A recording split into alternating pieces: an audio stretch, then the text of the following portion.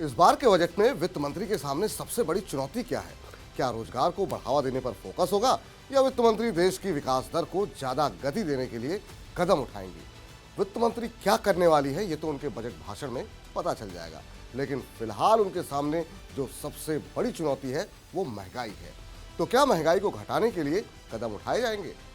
मोदी सरकार के तीसरे कार्यकाल का पहला बजट ऐसे समय पर आ रहा है जब खाद्य महंगाई अपने चरम पर है।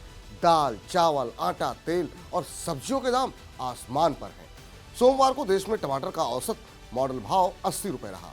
आलू भी 35 रुपए किलो बिक रहा था। चावल, चीनी और अरहर दाल की कीमतें भी आसमान पर पहुंच चुकी हैं। रिजर्व बैंक करीब 2 साल से महंगाई घटाने के लिए प्रयास कर रहा है, लेकिन तमाम प्रयासों के बावजूद वो खाने की महंगाई का तोड़ नहीं निकाल पाया है। महंगाई के आंकड़े देखें तो उनमें खाने की महंगाई का ही सबसे ज्यादा बोलबाला है। बीते जून के दौरान रिटेल महंगाई की दर तो 5.08% थी, लेकिन उसके भीतर खाद्य महंगाई की दर 9.36% दर्ज की गई है। इसी तरह जून के थोक महंगाई आंकड़ों में थोक महंगाई तो महज 3.36% थी, लेकिन उसमें खाद्य महंगाई 11% के करीब थी। इस खाद्य महंगाई की वजह से रिजर्व बैंक ब्याज दरों को ऊपरी स्तर पर बनाए रखने पर मजबूर है, जिस वजह से कर्ज महंगे बने हुए हैं और महंगे कर्ज की वजह से ग्रोथ को सहारा नहीं मिल पा रहा है। महंगा कर्ज और कम ग्रोथ की वजह से रोजगारों का बाजार भी ठंडा पड़ा हुआ है।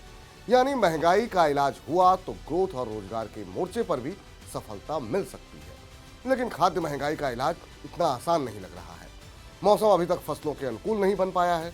उत्तर भारत में कई राज्यों में अभी तक मानसून की बरसात में भारी कमी है और दक्षिण तथा मध्य भारत में बाढ़ का खतरा बढ़ने लगा है और दोनों ही परिस्थितियां फसलों के लिए ठीक नहीं लग रही।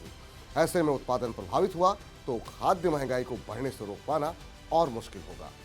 कुल मिलाकर इस बार के बजट में वित्त मंत्री के लिए सबसे बड़ी चुनौती खाद्य महंगाई दिख रही है। अब देखना यह होगा कि वित्त मंत्री बजट के जरिए इस चुनौती से कैसे निपटती है।